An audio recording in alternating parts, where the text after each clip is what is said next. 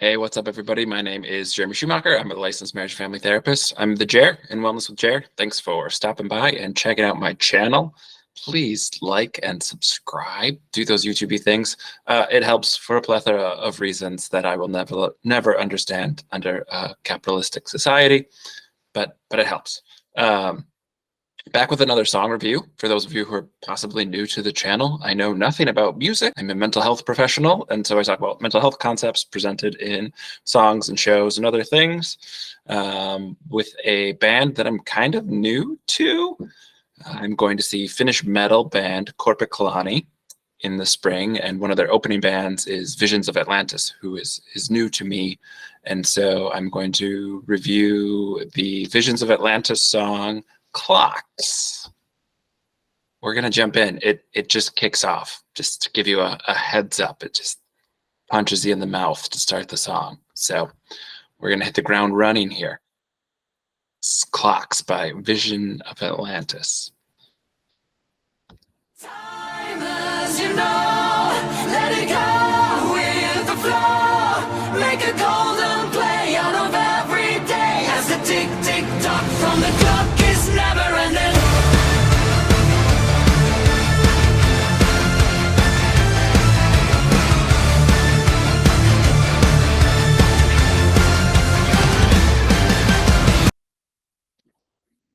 What a terrible place to stop. I'm gonna stop there just to talk about the refrain, which gets repeated a couple times, but I'll probably have multiple thoughts about it. To comment on some of my biases. First of all, I love this song. Last video, maybe Vampire Empire by Big Thief, I talked about how I'm kind of a ruiner, and I've gotten that feedback of like, why do you have to pick everything apart all the time? So I try to pick a song that I like, and the song is new to me and very enjoyable, and I like the message in it. So spoiler alert, good song. I like clocks. I like things that are time related in a weird way because I have ADHD, so I don't do well with time constraints. But Time by Pink Floyd is probably a top 3 Pink Floyd song. Pink Floyd is my favorite band. So I love that song. I love the imagery with it. I loved the very basic music video that came out for it. One of my tattoo ideas is based off of that. So I like things that are like aware of time and comment on time. I like clocks. The movie Hook was a formative part of my childhood, so clocks in there. But let it go with the flow. Just the refrain. My ADHD brain lights up with the vocals coming in. That happens for a lot of songs for me. So I kind of get like a sensory stimulation from that. So I love that. And then the message for the song again is good. Like, let it go with the flow. Make a golden play out of every day. Tick tick tock of the clock is never ending. Like that beat is really good. I like that. It's repetitive in the song but fun. I'm like, yeah, time never stops. So like, great setup for the song. Again, I like the song. Spoiler alert. The message of the song was great. So let's jump into verse 1. I devise so many plans, how to ruin my world, how to write my story. I enjoy all that I can, for happy times will turn to memories. I've been living in the past, turn my lonely days into lonely future. Now I leave it all behind, as the present time is the only one to blame. The clock takes its power away. Time as you know, let it go with the flow. Make a golden play out of every day as the tick tick tock from the clock is never ending. Stay in the now, let it go and allow. Fill the empty space with the moment's race as the tick tick tock from the clock is never ending. Okay, so much there. So good. So kind of the first verse is I devised so many plans, how to rule my world, how to write my story. So I think it's doing a couple different things here. There are a couple different mental health aspects that I want to talk about anyway. So how to write my story, how to rule my world. Like again, this is pirate metal. This band's from Austria. They've been around for a long time, for like, I don't know, just early 2000s. So, but a new band to me. But Visions of Atlantis. So symphonic metal, and they're themed off of like the myth of Atlantis. Not that every song is about it, but like, I don't know, it's pirate metal. At least this album. This album's called Pirates. So the theme here is that, and I think like that's kind of it pops up later in the song. I'll talk about it too, if I remember to, that like they're tying in some of the pirate thematic stuff. But it's fascinating how to write my story. So as a young therapist, I started out as narrative therapy, which is a postmodern therapy that lets people kind of re-author their own lives. You use this metaphor of writing and narration in your own story. Like you're your own narrator, you're your own author, and it can be really powerful and freeing for people. You can process past traumatic events this way. You can look at your stress differently. You can kind of write something like anxiety or depression is outside of your body. So there's all these ways to kind of establish control in your life in a way that you wouldn't have otherwise. So I'm not a narrative therapist now, although I still draw on some narrative techniques, but like, this is not bad. Like, this is a good kind of introductory thought on like, this can be helpful. It's juxtaposed in this verse with some negative things to set up the rest of the song. So it's kind of a weird line that like jumped out at me. It's like, ooh, I like this. How to author your own story is a good message. It's powerful for people. There's a lot of techniques and different tools that you can tap into to do something like that. That has nothing to do with ruling the world. So I think ruling the world's pirate themed. How to write my story. I enjoy all that I can, for happy times will turn to memories. Like, yes. Kind of living life to the fullest, suck the marrow out of every moment. Like, these are good ideas. These are things that we know research backs up and says like our brains are wired to generally pay more attention to negative things than positive things. We weigh things that went wrong more heavily than positive things. And so being aware of like the stuff that makes us happy, being aware that happiness is a temporary thing. It's not a state that we exist in. It's a temporary emotion. And so like enjoy it while it lasts and like make note of it so that you remember it. Like, love all this. And then the next block, I don't know if it's a full verse. Is it a verse if you don't have the refrain in between? Again, I know nothing about music. So I've been living in the past, turned my lonely days into lonely futures. Yes. So this is one of those weird things that our brain does. We spend a lot of time focused on the things that have already happened, which we cannot go back and change. And our brain projects into the future, worrying about tomorrow, the next 20 years. We spend all this time on the what ifs and the what's already happened. And the only thing that we have any sense of control over, and not just the sense of control, but anything we really have control over, is the present moment. What do you want to do right now is the only thing you can really choose, because we don't know what will happen in the future. There could be Wizard of Oz could hit tomorrow and your house gets swept up in a tornado and you're in a magical land. Like, we don't know. So we don't know what will happen. And so we make these plans, but we don't really control the future. And we think about the past all the time.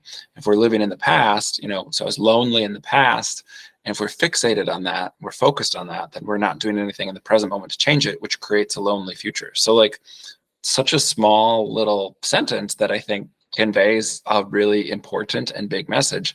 Living in the past turned my lonely days into lonely future. Like, yes, correct, 100%. That's how it works. When we're fixated on the past, or when we have unhealed trauma from the past, if we're carrying emotional baggage from the past, that goes with us into the future. And so fixating on the past, or being stuck, or not healing from the past, we're carrying those things with us. There's an active process to not just letting that go, but healing and moving on. Like, forgive and forget is a phrase I've probably complained about in the past on one of my videos, I'm sure, on some topic, because this thing I complain about a lot. Like, we can't forget. And so we can choose intentionally to give less energy to that. And if we give less energy to the past, it becomes less intense and we think about it less frequently. So managing things as decreasing intensity and less frequency is kind of how we approach this. So it's not that we like just move on or we forget about it, but that there's an intentional process to being actively focused and intentional in the present moment. So like, Yes, love the message here. Really great and really accurate for how our brain is kind of wired and what actually happens. So then we get into the full version of the refrain. Braving the clock takes its power away. Again, love this messaging. Turn towards the things that cause us distress. And again, that doesn't mean we accept them or we allow them into our lives or we celebrate them. But if we're stressed about the past or the future or whatever, like by turning towards our discomfort, by learning about our discomfort, kind of pulling on those threads, dissecting it and pulling it apart, we take a lot of its power away. I say this to clients all the time. Anxiety is fear of the unknown. And so it's why we get anxious about the future. It's why we get anxious about going to a work party. It's the example I just used in my own personal life, how like I'm spending so much time thinking about this work party and like it doesn't matter. But my brain, because it doesn't know what to expect, will get nervous about it. A fear of the dark is a fear of the unknown. We don't know what's out there. So anxiety really often, almost always boils down to a fear of the unknown. And when we kind of can make peace with that, when we can kind of own that that's the reality, like it doesn't mean we know more. It just means that we're aware of where that emotion's coming from, and we can choose then. We can be intentional at that point because we have this awareness of how we want to respond to it. So something like anxiety is to learn more, set some realistic expectations that will reduce our anxiety. We can also self-soothe in that moment where we can say, I'm not in control of the future. So in this moment right now, I'm going to soothe this anxiety. I'm going to regulate my system so that I'm not feeling so anxious. And that doesn't necessarily take away that stimuli that made us anxious, but that helps us feel better about it and feel better in the present moment, which is all we can really control. So braving the clock takes its power away. Again, turn towards it, learn how to exist, learn how to soothe and be safe, even while you feel discomfort, because it's just a feeling. And so as long as we're safe, safety first, safety kind of trumps the other messaging here. Are we safe? And we can soothe. I'm anxious, but I'm safe. I'm taken care of. I'm sheltered and fed and warm, and it's fine. I'm anxious about a work party. That's not really a threat to me. So we can kind of self-soothe, and not just that we logically think these things through and be like, it's silly to be anxious about this, but that we're soothing or regulating our system so we can do some coping, and then our brain can kind of think its way through some of this. But it's a both and. It's not an either or. We're not ignoring some of the feelings. We're soothing the feelings so that our brain can work a little bit more effectively. There's a whole bunch of therapy jargon I could do about like, right, turn towards your discomfort. But yeah, braving the clock takes its power away. Yes, love that. Make a golden play out of every day. Like try and make the most out of every moment, and not in like a toxic positivity sort of way, but in a like, time is fleeting. We have limited time. We can worry about the past or the future, or we can try and find joy in this present moment. And like, isn't that the best option? And there's more than just those three options, obviously, but like, yeah, that messaging, that kind of paradigm shift of like, I'm going to try and find something enjoyable in the present moment. I'm going to try and build out the amount of joy I have in my life so that I can be happy more often. Absolutely. Stay in the now. Easier said than done. It's what all this mindfulness stuff is about. It's why it's such a big thing in our culture, because we spend a lot of time projecting in the future or focused on the past. I could talk about religion in this concept. I was raised fundamentalist, right, evangelical, and so living in the past, like following this 2,000-year-old scripture of ancient texts and writings that people have been arguing about for centuries and misinterpreting and reinterpreting, that scholars have rewritten and all these things. Like, it's this super flawed document. Talking about the Bible here, but pick a holy text. And like, so we're focused on 2,000 years ago or older, or 500 years ago or whatever. Like, again, fill in the blank for the religious details. So focused on the past and then projecting in the future. Like, being raised fundamentalist evangelical, like, you're not supposed to get comfortable on earth. You're supposed to be looking towards your heavenly home. We're but strangers here. And so none of that is about being in the present moment. None of that is about being in your body or paying attention to what's going on or living an intentional life. It's all past-based or future-based, which like is opposite of what we know health can look like for our mental health. Like it's so disembodied to be living in the past or to be focused on the future. And the present is what we have now. So let it go and fill empty space with the moment's grace as the tick tick tock from the clock is never ending. And I think, again, that can be pressure based, like the tick tick tock of the clock is never ending. We put pressure, like, oh, we only have so much time, but like not as a limited resource. It is not that time's limited, but our personal time is limited. But like letting it go and allowing, like let go of expectations and let go of these social norms or these constructs that we're always supposed to be producing or we're always supposed to be successful or whatever. And just allow your body and your brain as part of your body to focus on this present moment and exist in the here and now. And that does take work. There are all these skills, doing yoga, breathing techniques, grounding techniques, all these things to kind of reconnect to our body in the present moment, to be connected to the present moment. That's all wonderful stuff. Like that's what most of us therapists are doing in therapy with our clients. Like, how do we be in the present moment a little bit more? How do we practice that? How do we spend more time there? Because we're imperfect. We're not going to be always living in the present moment, but getting comfortable in doing that and redirecting our energy into where we can have some sense of control in this present moment. So I like metal. I like symphonic metal. So the songs Baller and love just the tempo and how much noise is going on. I love a heavy sound. Not that it's a super heavy song, but there's a lot going on. And so just the messaging is great. The music is great. Big win so far. I believe there's a musical interlude. We'll hit verse 2 here. He's laying all the cards from a free man's world to a golden prison. Now we're living all apart as pressure on mankind has risen. Try and find the other side. What we can't control, what we must surrender. All that we have to decide is what we should do with the time that's given us. Even the clock takes its power away. Time runs, you know. Let it go with the flow. Make a golden play out of every day. As the tick tick tock from the clock is never ending. In the now, let it go ever low.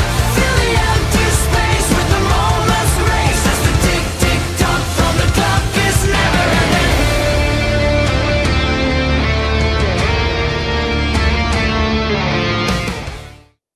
Guitar solo. I was a little early on my musical interlude. We went straight into verse 2 there. So this was the other line that I was like, oh, I think this is just supposed to be pirate themed. So from a free man's world to golden prison. Fate is laying all the cards. Again, like, I don't know, some artistic expression here. I don't know that the messaging is super on point. I think it's just tying into the pirate theme. Now we're living all apart as pressure on mankind has risen. So again, like these social constructs, these cultural norms, other people could probably highlight some things. I'm not a historian, I'm a therapist. But like, I'm going to say, going back to the Industrial Revolution of like production and producing something, making something, being successful, being, doing a thing. And again, like, I don't know, ebbs and flows a little bit. Like there used to be a 16-hour workday and child labor. And there's still child labor in much of the world. And Republicans are trying to bring it back in America for some reason. So like the 8-hour workday is like, yeah, it's better than it used to be at some point in the Industrial Revolution. But also like you go back even further than that. And what did someone have to do in the day? They had to survive. That was really the only goal. So maybe do some agriculture for you and your family. Like farming was about subsistence just for your own group, not for mass consumption and like, fix your fence so your animals don't get out. Like, again, it wasn't about producing or making extra. It was about existence, just survive, that which is hardwired into our brain, survival. So kind of the Industrial Revolution being always do something, always on the go. And while I think the 8-hour workday and a 5-day week is better than some of the terrible labor laws that existed previous to that, like again, pushing towards a 4-day work week. As a therapist who runs my own practice, I only work 4 days of the week because that's good for my mental health. And so like pushing to some of those things, a shorter workday or a shorter work week or both, ideally. Pressure on mankind has risen, like all these social constructs, go, go, go. Social media, while some labor laws are maybe slowly improving, we're on the cusp of unions being popular again. I think social media counteracts some of the progress we're making in other areas because you're always on. Someone always has a phone to be recording, which is good for holding terrible injustices accountable. But like we feel the pressure of like always being connected, always being on the go. Here's this person taking selfies on vacation. Here's this influencer who's doing X, Y, or Z. Here's this person who's saying, you know, here's how you have the best recipe of all time. So like all this like data and information we're taking in constantly, and then social media being like we're always have to be putting on an act. We always have to be presentable. So, right, I agree. Like pressure on mankind has risen. We've kind of created arbitrarily a bunch of monstrous things in our society so that we're stressed out all the time. We, in one way, have very few threats to our safety. We're not worried about being mauled by a wild animal. Most of us, I live in a city. We're not worried about where our next meal's coming from. Again, coming from a place of privilege, I'm aware. These are things that like when we have these things accounted for, then we're freaking out about how many views we're getting or when are we getting our next raise, or like that's all made up bullshit. Like safety is like, right, if you're not food secure, you are worried about where your next meal comes from. Like that's deeply wired into our brains because our brain is wired to be safe and to survive. And so those are things that feel, I guess, genuine and authentic because they are. Whereas like, ooh, when am I going to get a raise? Climb the corporate ladder? Like that's bullshit. Like that's just made up bullshit. And the fact that like, how's the stock market doing? It's made up. It's not important. But like we freak out about this shit. It drives me a little bit batty. And so like our brains are wired to assess safety. And then we have all this anxiety because we're being told to be unsafe, but our brain's like, you're like a king. And, you know, if you're living in medieval times and you had access to butter, like, holy shit, you're doing really well for yourself. So the fact that we can just go to the fridge and put some butter on bread, like incredibly wealthy. And again, I'm aware I'm coming from a place of privilege. I imagine if you're watching me on YouTube, there's at least some privilege or some of these things that you could relate to. I don't want to make too many assumptions here. Pressure on mankind has risen. Yes, our brains are scrambled. They're haywire because these assessments for safety and assessing threat are all scrambled for social constructs. It's a dumb way. Capitalism is stupid. The Industrial Revolution didn't make us better. Good stuff in the song. Find the other side. What we can't control, what we must surrender. All we have to decide is what we should do with the time we're given. I don't like the word should. It's an asterisk word for me. I've written about this extensively on my website on different blog posts. Should, according to who or what, should is one of those asterisk words. Like, I was kind of questioning it. But yeah, what we can't control, we must surrender. Absolutely. One of my many, many mantras that I love and I repeat a lot is control your controllables. There are very few things in our lives that we have control over. We can't control other people. We can't control other people's emotions or thoughts. We really can't control our thoughts or emotions. We can just choose. We can control how we respond to them. Emotions, for the most part, are instinctual. Thoughts, for the most part, are instinctual. You might be like, nah, I control my thoughts. Don't think of pink elephants. Now you're thinking of pink elephants. So guess I control your thoughts. No, these are instinctual things. I've been on this kick recently. Our brain is an organ. We don't like drink heavily and are like, come on, kidneys, process that. Like thinking, hey, kidneys, do your job doesn't make our kidneys work better. But we think, because our brain is self-aware, that we think our way out of the way that our brain works. Like, no, it's just an organ in our body. It's going to do what it does based on how we're treating it, based on the resources we're giving it, based on the environment within our body, because it is part of our body. So we can't think our way out of these things. We can't control these things. They're instinctual. The thoughts we have are based on stimuli that we're given in our surroundings. The emotions we have are instinctual. They're based off of certain stimuli. So we can't always control the stimuli we're taking in. We can start to be intentional and aware of our environment and try and control the variables around these things. But again, true control? No, not really. What we have control over is how we respond to things. And so learning how to be slow in the moment, how to have grace for ourselves and compassion for ourselves so that we can be gentle and then choose intentionally how to respond, like let go of what you can't control, put your energy and focus into things you can control, and with kindness and gentleness, I think, for ourselves, which is the thing a lot of us have to work on. Then we can choose how we're going to respond to some of these things. So yeah, like, love the messaging. I'm so like wordy about it. It's obviously artists are much more pithy. That's kind of the art of what they're doing. But like the messaging is just spot on here for a pirate metal song. It's surprisingly like really good, solid advice. Simplistic. It's a song. We're not getting into personalized therapy here, but like, yeah, all of this is good stuff. All of this is pretty accurate. Now we get into the musical interlude. Guitar solo. Let's go.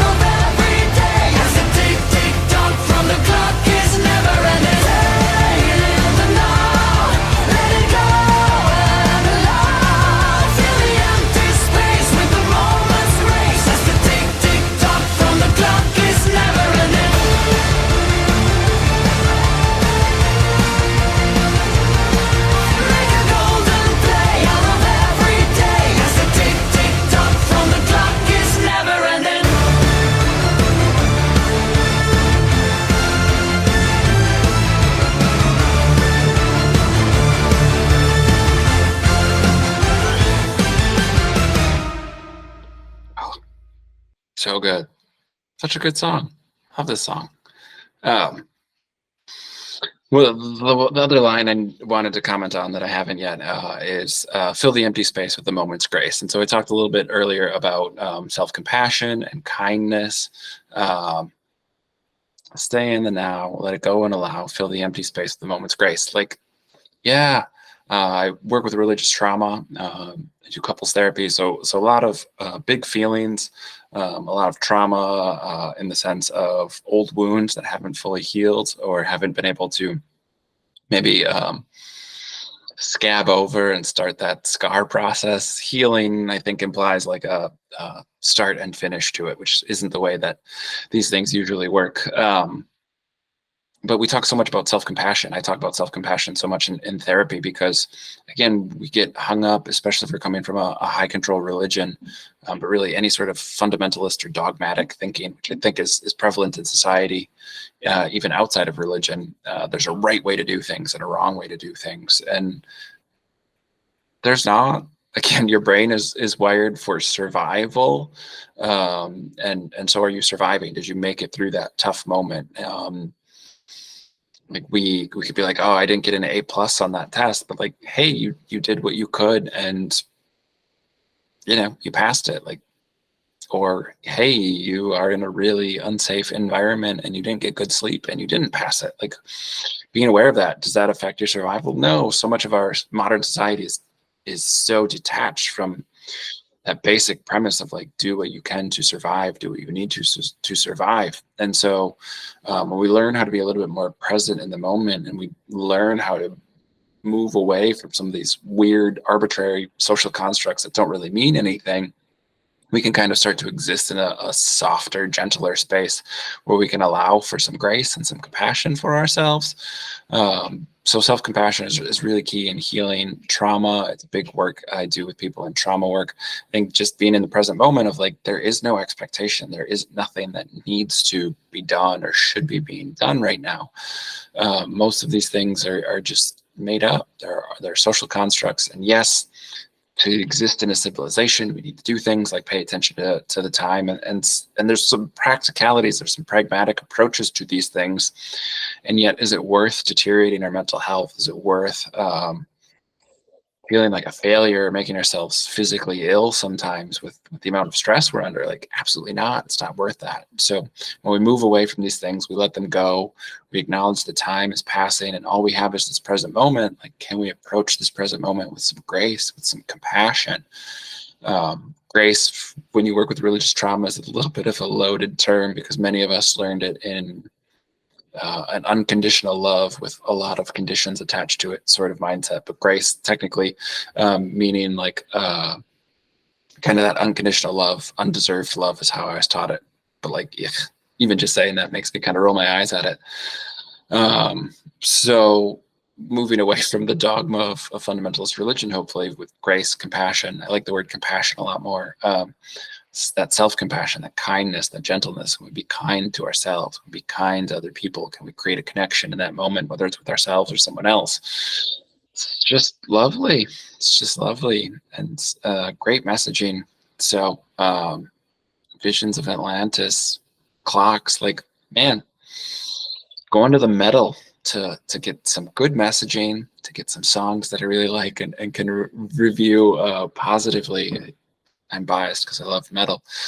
Good guitar solo too. Like one of the few things that's factoid I know about music. Not that I understand music theory or anything, but I had heard, and it's locked in my brain somewhere. I took history of rock and roll, so I'm guessing I heard it there.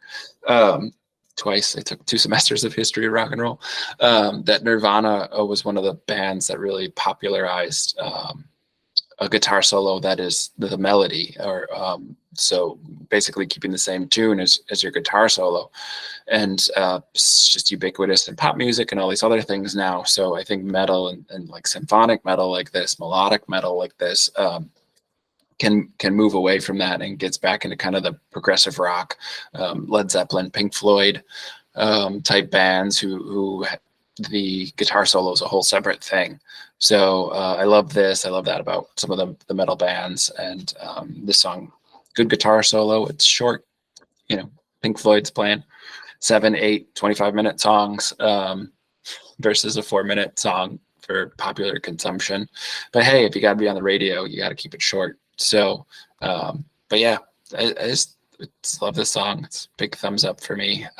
Again, I only know about this band because they're opening for another band that I was excited to go see live. So, but now I'm excited to see this band live. So, Visions of Atlantis, the whole album Pirates is good. They have a orchestral and instrumental album.